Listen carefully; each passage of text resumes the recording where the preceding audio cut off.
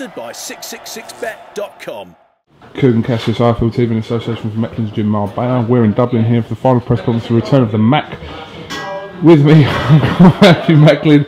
Oh, I just got to start laughing at Fitz and Spike. Hilarious, wasn't it? Oh, hilarious. Like I said, I think if Mal Crystal hadn't been head of the president of the Boxing Union of Ireland, I think he jumped in the middle, didn't he, and kind of told him off like a headmaster. I think only for that, I think he could have escalated a little bit. I thought it fizzled out after the push. It sort of calmed down for a couple of seconds. And he come back with a kiss, the kiss of life.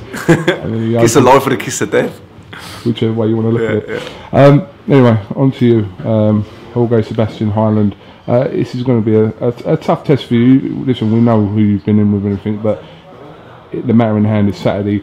You getting past this to catapult you to another world title shot. Yeah, like I say, it's not a test as in like how good am I, but it's a test as in like am I still here and am I going to go on and win a world title, because he's gonna ask a lot of questions. He fights at a high tempo, high pace. He's aggressive. He likes to overwhelm his fighters, but really overawing them with the tempo and the pace that he works at. He's obviously a well-conditioned fighter, but I'm in great condition for this fight. Really super fit.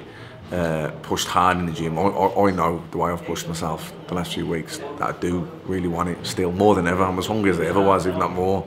And because I've been so close, I don't have that world title on my mantelpiece. So if anything, I'm more hungry now than I've ever been.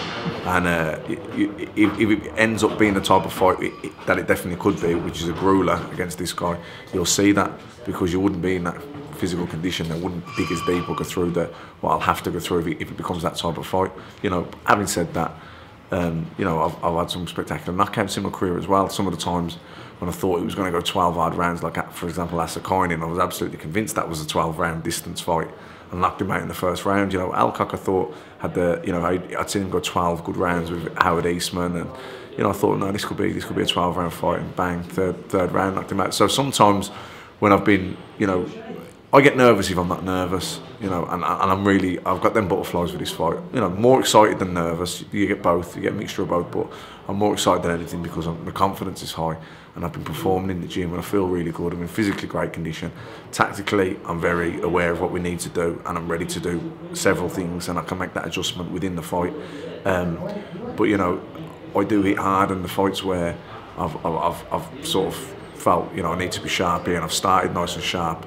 I'm dangerous early as well, so it could be an early night. I don't foresee that.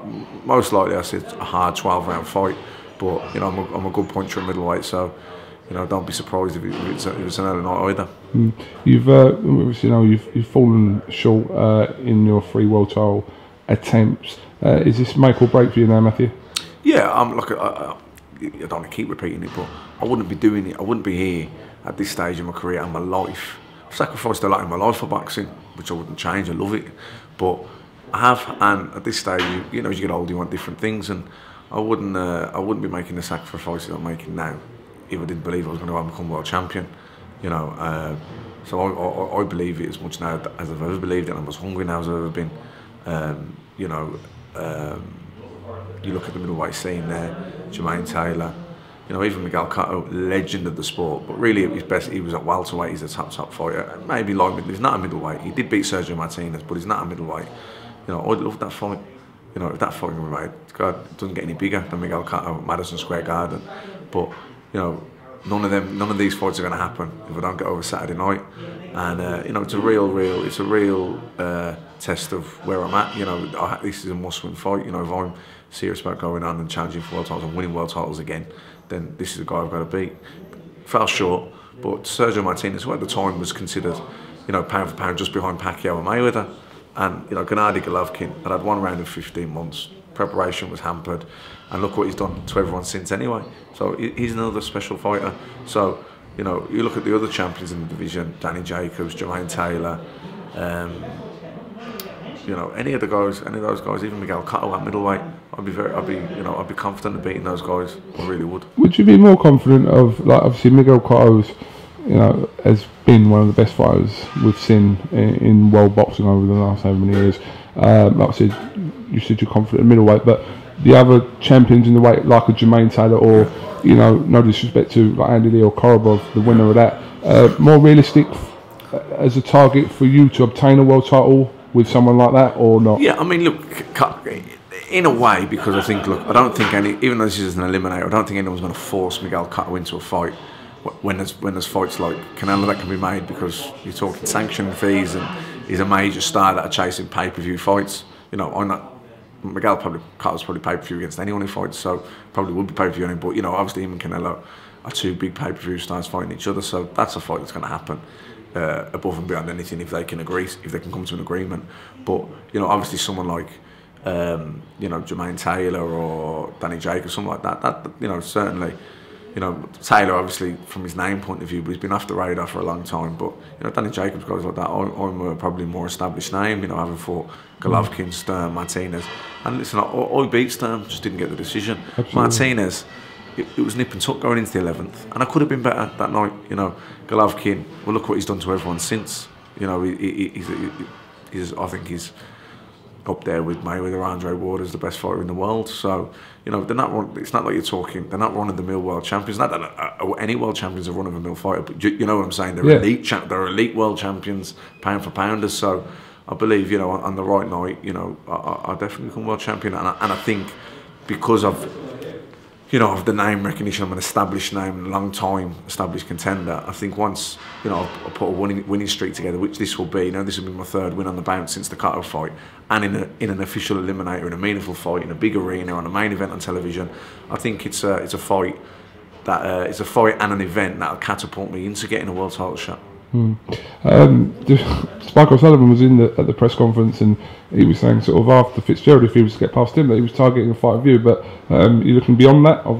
Yeah, look, once I come through this fight with HEILAND, I'd be looking for a world title shot, really. But listen, if one can't get made sort of straight away, then, you know, maybe, who knows? I don't really see that, because, you know, I don't think he's boxed anywhere near the level I have. I fought Billy Joe, but he got well beaten by Billy Joe. And, you know, Billy Joe's been a little bit behind now. He's stepping up. He's European champion. You know what I mean? So it's timing, isn't it? We'll see. I don't think so, but you never say never. Who knows? But no, I think once I come through HEILAND, I think I'll be looking for Eddie to deliver me a world title opportunity. And in fairness, Eddie's, you know, my job's to fight. His job's to deliver opportunities. And in fairness, he's consistently done it for his fighters. So I have every faith that he will do that for me also. Obviously, talks about Golovkin. He'll fight Martin Murray in Monte Carlo on the 21st of February next year. A tall order for Martin Murray. Can he cause Golovkin any problems, in your opinion? I don't think he can cause him any problems. I don't think he can win the fight, but he might last a bit longer than other guys have. You know, he's got a very good defence. He tucks up real tight. He doesn't telegraph his shots. He might be able to last a few more rounds than the other guys have, but I don't see him winning the fight. Listen, he might go the distance. I don't think he will, because even though he's got a good defence, it's you know, hands up, nice and tight. He's not slick, or, you know, he doesn't move his head loads. So I think Golovkin will open him up. You know, he hits hard enough. He punches round the gloves. He finds the gaps, and I think he'll open him up and stop him probably in the middle rounds.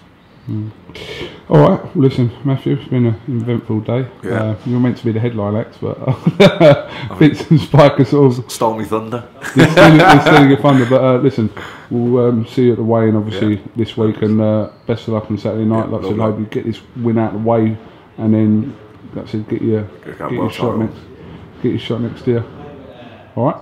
Oh, definitely. Couldn't Cass, Matthew Macklin, IFL TV. Thank you very much.